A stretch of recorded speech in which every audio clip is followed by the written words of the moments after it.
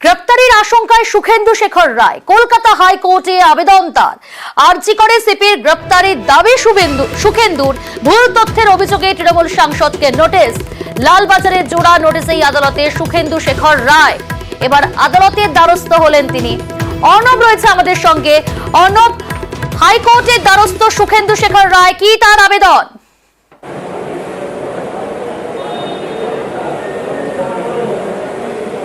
দেখো, সাংসদ শুভেন্দু শেখর রায় তার আইনজীবী অভিষেক হালদারের মাধ্যমে বিচারপতি রাজশ্রী বরদ্দাজের বেঞ্চে জানান যে তার বয়স 75 বছর, তিনি প্রবীণ নাগরিক একজন এবং তিনি দিল্লির এইমসের চিকিৎসাধীন এবং তার একাধিক শারীরিক সমস্যা রয়েছে যেগুলো চিকিৎসা চলছে এইমসে।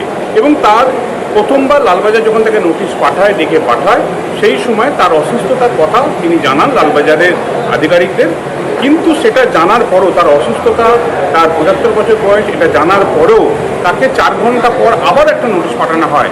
এবং এই যে লালবাজারের একতরফা একটা পদক্ষেপ, তার যুক্তি বা বক্তব্য কিছু শোনা হচ্ছে না, তার শারীরিক অবস্থান জানার চেষ্টা হচ্ছে না, তাতে কোথাও একটা আশঙ্কা বোধ করছেন তাঁর মক্কেল, এক্ষেত্রে সুখেন্দু শেখর রায়, তিনি হয়তো গ্রেপ্তার হলেও হতে পারেন।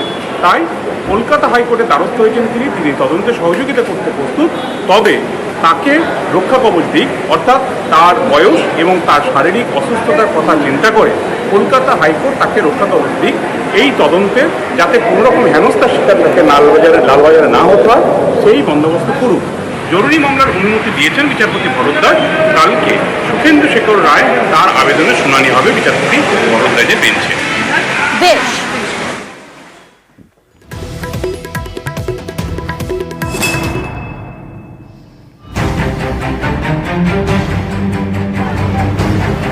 আরজি করে চেস্ট মেডিসিন বিভাগের সেমিনার হল থেকে উদ্ধার হয় তরুণী চিকিৎসকের দেহ। খুন ধর্ষণের অভিযোগে তোলপাড়, তথ্য প্রমাণ লোপাটেরও অভিযোগ উঠেছে। হাইকোর্টের নির্দেশে এখন তদন্তে সিবিআই। এরই মধ্যে আরজি কর নিয়ে বিস্ফোরক সুখেন্দু শেখর রায়। কলকাতা পুলিশের কমিশনার ও আরজি করের প্রাক্তন প্রিন্সিপালের গ্রেপ্তারির দাবি তুললেন তৃণমূলের রাজ্যসভার সাংসদ। সোশ্যাল মিডিয়ায় তিনি লেখেন,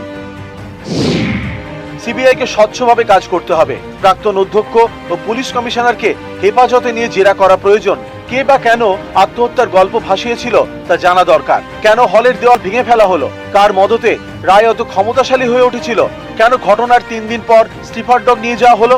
এমনই 100 প্রশ্ন উঠেছে। ওদের মুখ খোলান। আরজি কর কাণ্ডে এক্স হ্যান্ডেলে এই পোস্ট। এরপরেই সুখেন্দু শেখরকে তলব করে লালবাজার।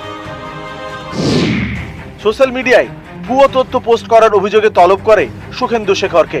কলকাতা পুলিশের দাবি, 3 দিন পর স্নিফার ডগ পাঠানোর তথ্য সম্পূর্ণ ভুল। 9 এবং 12 আগস্ট দুবার পাঠানো হয় স্নিফার ডগ। সুখেন্দু শেখরের পাল্টা পোস্ট করেছেন তৃণমূলের কুণাল ঘোষ। তিনি লেখেন, আরজি করের ঘটনায় আমিও সুবিচার চাই, কিন্তু পুলিশ কমিশনারের জন্য যে দাবি তোলা হয়েছে তার তীব্র বিরোধিতা করছি। খবর পাওয়ার পর তিনি সাধ্যমতো চেষ্টা করেছেন। পুলিশ কমিশনার তার কাজ করেছেন। তদন্ত ইতিবাচক ছিল। প্রবীণ নেতার থেকে এ ধরনের পোস্ট অত্যন্ত দুর্ভাগ্যজনক। পুলিশ কমিশনার বিরিক গোয়েল যথাযথ ব্যবস্থা নিয়েছেন, পদক্ষেপ নিয়েছেন। সুখেন্দু বাবু সিনিয়র, আমাদের সকলের শ্রদ্ধেয় নেতা, তার আবেগ, তার উদ্বেগ নিশ্চয়ই, কিন্তু তাই বলে পুলিশ কমিশনারের গ্রেফতার চাই এবং হেফাজতে নিয়ে জেরা চাই, এটা একটা অযৌক্তিক দাবি এবং এই দাবির বিরোধিতা করছি। টুইট নিয়েও যদি কোনো প্রশ্ন থাকে সেটার উত্তর সুখেন্দু শেখর বাবুই দিতে পারে। আমরা চাইব তারা যেন বাক সংযম করেন। এদিকে যাকে নিয়ে এত কাণ্ড সে সুখেন্দু শেখর রায় বলেছেন তিনি নোটিশের বিষয়ে জানেন না। মানুষের মনে প্রচুর প্রশ্ন আছে। সাধারণ মানুষের সেই প্রশ্নগুলি তিনি তুলে ধরেছেন।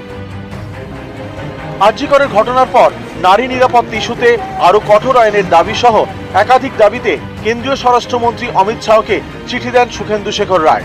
এবার আরজি কর নিয়ে একাধিক প্রশ্ন তুলে সোশ্যাল সাইটে পোস্ট, বিস্ফোরক দাবি। এতেই জোর শোরগোল।